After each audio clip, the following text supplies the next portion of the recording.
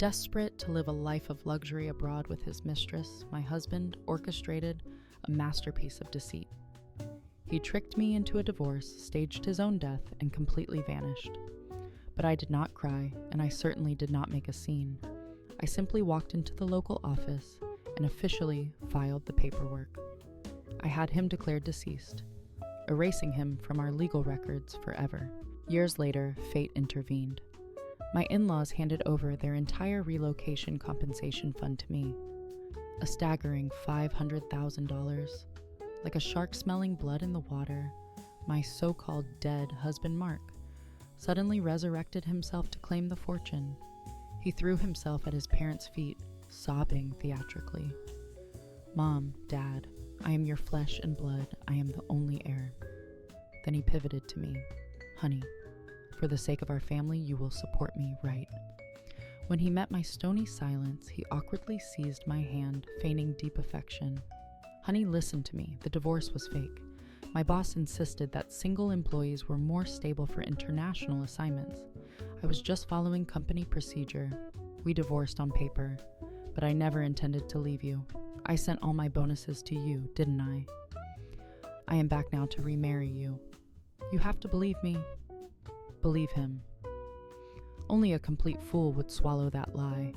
There is no such thing as a fake divorce. Once the gavel strikes at the courthouse, the law recognizes it as final. Watching his desperate performance, the last shred of my pity evaporated into thin air. I did not wait for him to dig a deeper hole. I simply nodded. "All right, Mark," I whispered. "I will do whatever you say." His face lit up with greedy relief. "The sooner the better. Let us go to the courthouse tomorrow." That night, I lay awake waiting for his breathing to deepen. I tried to check his phone to identify his mistress, but his paranoia was alive and well. He had tucked the device securely under his knee, so I turned to the internet instead. I found his old, anonymous blog post, and the update made my blood run cold. It read, "Finally convince the ugly wife to go to the courthouse. Once I am overseas, I will fake my death and disappear. No more child support. In a few years, when the old folks pass away and the kid is grown, I will return to claim the inheritance." Below the post, the comment section was a chorus of strangers applauding his genius move. I simply could not resist. Using a burner account, I typed out a comment. "Aren't you afraid of karma for calculating against your wife like that?" Minutes later, a wave of toxic insults hit me. Karma. Living with an old, ugly hag every day is the real karma for us men. Buddy, you must be single. Once you're married, you'll realize a wildflower smells way better than the one at home.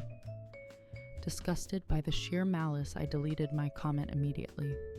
Beside me, Mark remained oblivious, snoring like a chainsaw.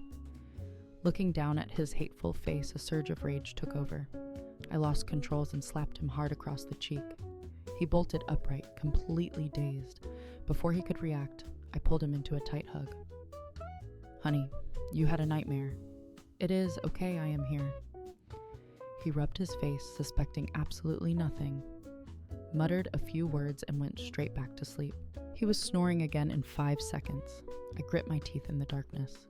"Go ahead, leave, but do not dream of an easy return." The next day, Mark practically rushed me to the courthouse. During the mandatory 30-day reflection period, he played the role of the perfect husband. He sweet-talked me and doted on his parents, doing everything to win them over. Even my daughter was deceived. She said, "Mom, Daddy is so good to you. I want to marry a man like him someday." She is only 4 years old. She does not understand the filth rotting behind that gentle mask. But it is okay. I will teach her slowly. Sweet words are cheap. Only what you hold in your hand is real. The very moment the divorce was finalized, Mark snapped a photo of the certificate for his freedom thread. He packed his bags, spinning a lie to the family about a long-term overseas assignment. No one suspected that we were now legally strangers. Before walking out, he hugged me, but he could not hide the smirk curling his lips. "Take care of my parents, honey. When I am back, I will give you the world." I played my role to perfection, the grieving wife waving goodbye. The second the door clicked shut, I checked our joint account. It was gutted. All $15,000 gone. I nearly picked up the phone to scream at him, but I stopped myself. That money. It was a drop in the bucket. Mark's salary had always been high, and before his affair, he handed the finances to me. For years, I had been creative with the budget.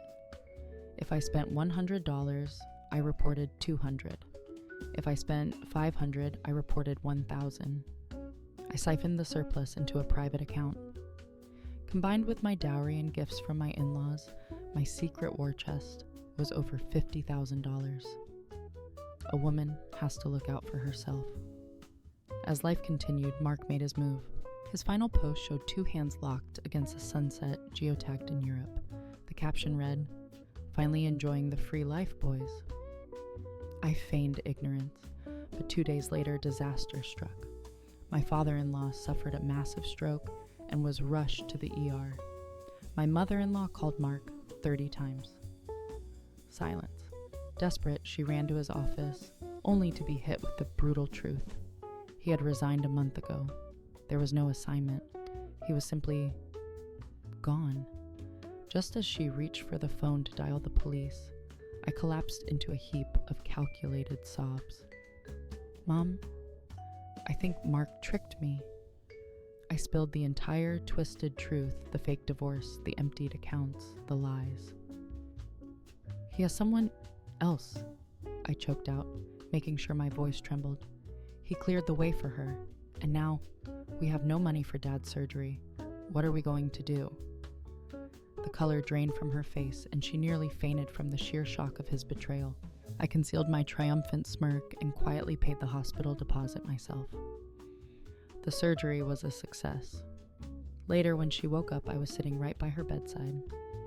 My eyes were raw and red, courtesy of a little onion juice I had applied earlier. "Do not worry, Mom," I whispered. "I have got you." Her gaze drifted to my wrist. The heavy gold bracelet she had gifted me for my wedding was missing. "Sarah, where's your bracelet?" I instinctively hid my hand behind my back, feigning shame, while deliberately exposing my bare neck where her necklace used to hang. "Dad needed the money," I murmured. "Since Mark stole our savings, I sold everything. It will keep us afloat for a while. Mark may be heartless, but I will never abandon you." She broke down, clutching my hand with a desperate grip. "Sarah, Mark is a monster. We failed as parents. From this moment on, you are our daughter. We do not have a son anymore." Inside, I was popping champagne, but on the outside, I wept with her. "You have always been like real parents to me." A week later, Dad was moved to a regular ward. I went home to cook a meal, and when I returned, they were waiting for me with a debit card in hand.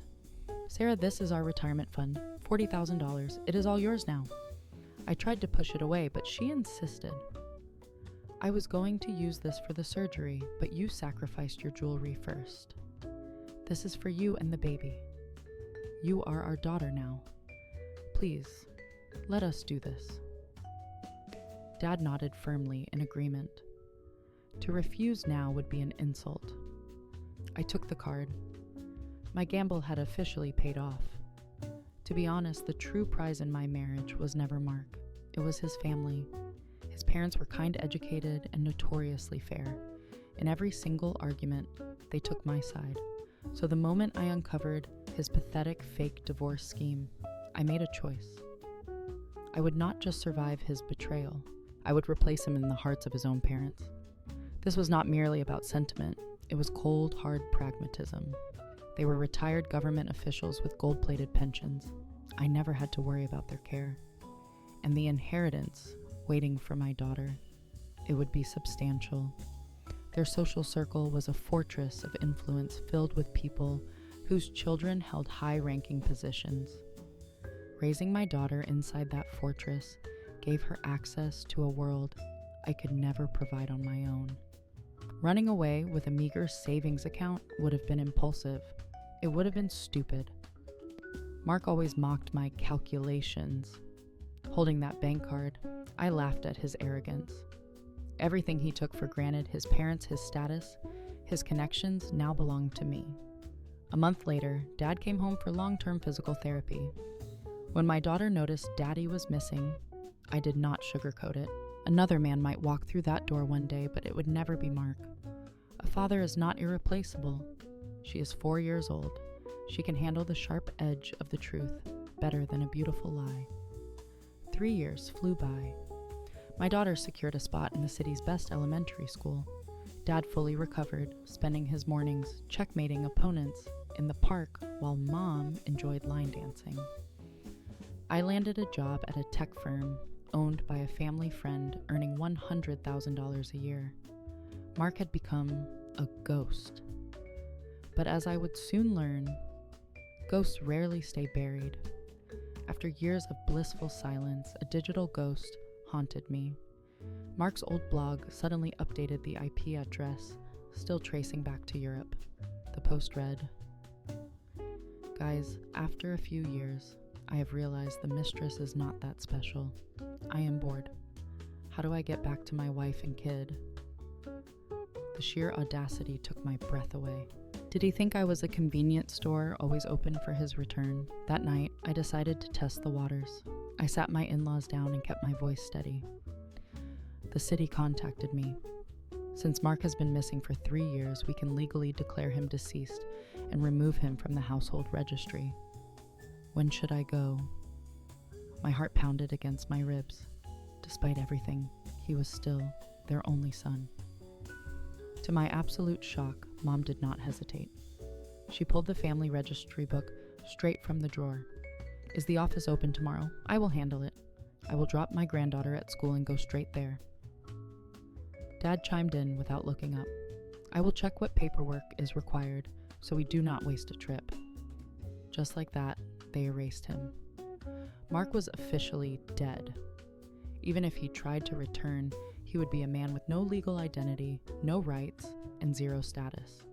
As for that ghost post on his blog, I had a friend report it relentlessly until the account was banned. Life did not just move on, it thrived. I was promoted again, transforming from a housewife begging for an allowance into a high-earning professional. By the 4th year of Mark's absence, my in-laws began to worry about my future. They were far more anxious than I was. Terrified of leaving me alone, after they passed, they mobilized their entire social network.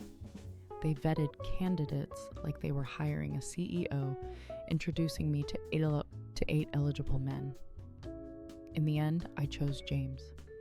He worked for the Department of Education, but more importantly, he owned a home in the elite school district on the west side.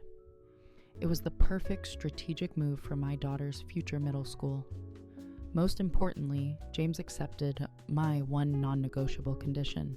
If we married, my in-laws moved in with us. Mark was a mistake, but his parents, they were my real family. 6 years after Mark vanished into the ether, the city announced a massive redevelopment project.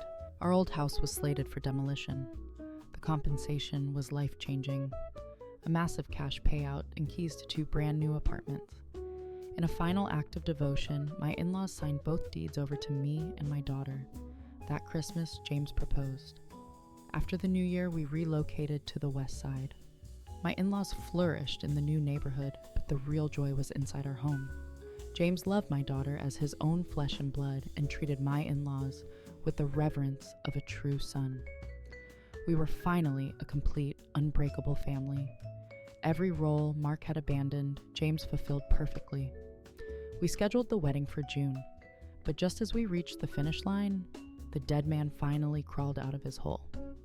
It was the night of our rehearsal dinner at the hotel. My family was beaming from the front row when the ballroom doors burst open with a violent crash. A man with matted hair dressed like a vagrant stumbled inside. He looked completely unhinged. He spotted me and lunged, but James reacted instantly, intercepting him with a powerful kick that sent him flying backward. Security tackled him to the ground. He screamed, thrashing against them, "Let me go, Sarah, you traitor." How dare you cheat on me, Mom? Dad, it is me, Mark. I am back. I walked over slowly and stared down at his filthy face. It was him. I let out a cold, humorless laugh. Oh, so you are not dead. Dead, he shrieked. I am more alive than you. You stole everything while I was gone. And now, you are marrying another man. Before he could finish his sentence, a thunderous slap silenced the room. My mother-in-law had marched forward trembling with rage and struck him with every ounce of strength she possessed. I am your son, Mark wailed, clutching his stinging cheek. She betrayed me. She did not hesitate. She slapped him again. My son died years ago. Security, remove this imposter. Mark fought back, desperate. I am real, I am alive.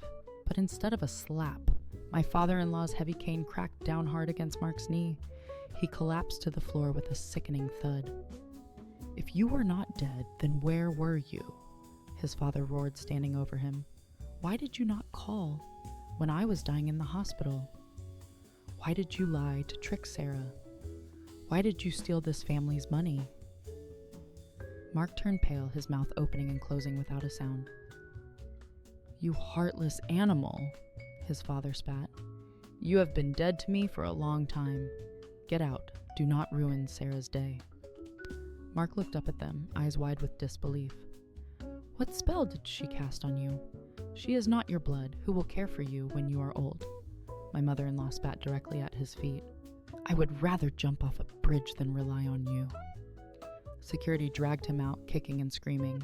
He shouted threats about the police, but I just smiled. My in-laws pulled me into a protective hug. Do not listen to him, Sarah. You are our only child. James kept his promise and doubled the security for the actual wedding. Mark tried to sneak in repeatedly the next day, but he was caught every time, reduced to a screaming lunatic on the sidewalk across the street. With no identification, no papers, and no legal status, no lawyer would touch him. Days later, a clip went viral online. It featured a homeless man on a legal advice live stream trying to sue his ex-wife for property. My coworkers laughed, calling him trash and pathetic. They had no idea they were laughing at my ex-husband.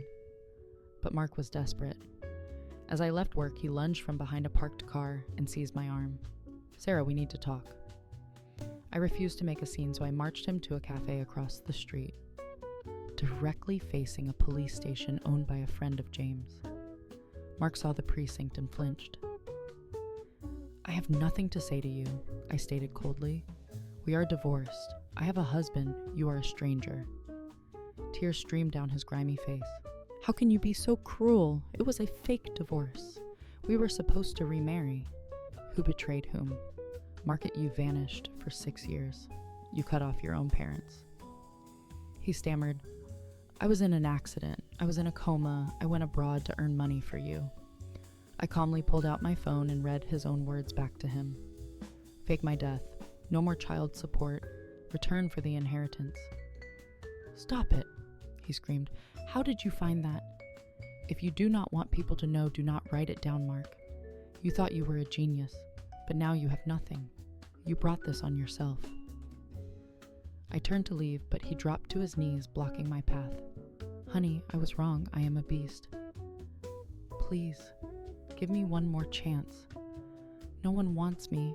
I only have you. His pathetic begging made me nauseous. Suddenly, his eyes snapped to my stomach. His face went feral. He grabbed my shoulders. Wait, are you pregnant? You are carrying that guy's kid. He ripped a small paring knife from his pocket. You ruined my life. If I cannot have you, no one will. Before he could slash, I smashed a heavy water glass over his skull. As he stumbled, the cafe owner tackled him. Within seconds, Mark was hauled across the street to the police station. Because he had no legal identity and the cameras caught the attack, he was held for 15 days.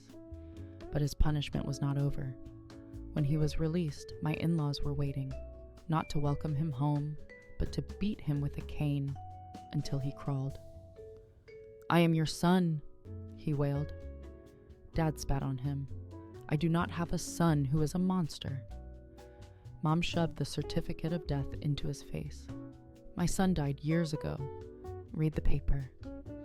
Mark collapsed in the dirt, sobbing. How did it end like this? That night, my mother confided in me with a grim smile. She was taking out a life insurance policy and naming me the sole beneficiary, just in case that monster comes back and gives me a heart attack. She joked darkly. I squeezed her hand and told her to rest easy. I had already taken care of it. I had secretly hired a private investigator to unearth the miserable truth of his years abroad. The report was a catalog of failures. His mistress Hannah, a young intern, had bled him dry. By the 3rd year, she robbed him blind and vanished with a local gang leader. Mark tried to confront them, only to be beaten within an inch of his life. That was the accident he claimed to have suffered. Broken, destitute, and facing an expired visa, he sank to a new low. He married the daughter of a local restaurant owner just to secure a green card. But greed never sleeps. He saw the news about our relocation payout online and stole money from his new wife to smuggle himself back into the country. When I looked at the surveillance photos of him scavenging like a bottom feeder, I felt a flicker of pity, but only for a second. I made one phone call to his foreign wife. 2 weeks later, as Mark shuffled out of the holding cell, his karma was waiting for him. Vilya had traveled across the world to hunt down her runaway husband. She stood there, 6 months pregnant, and radiating pure fury. She delivered a punch so devastating that a tooth flew from his mouth and skittered across the pavement.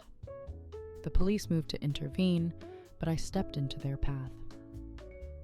"Officers, please," I said smoothly. "It is just a domestic dispute between international spouses."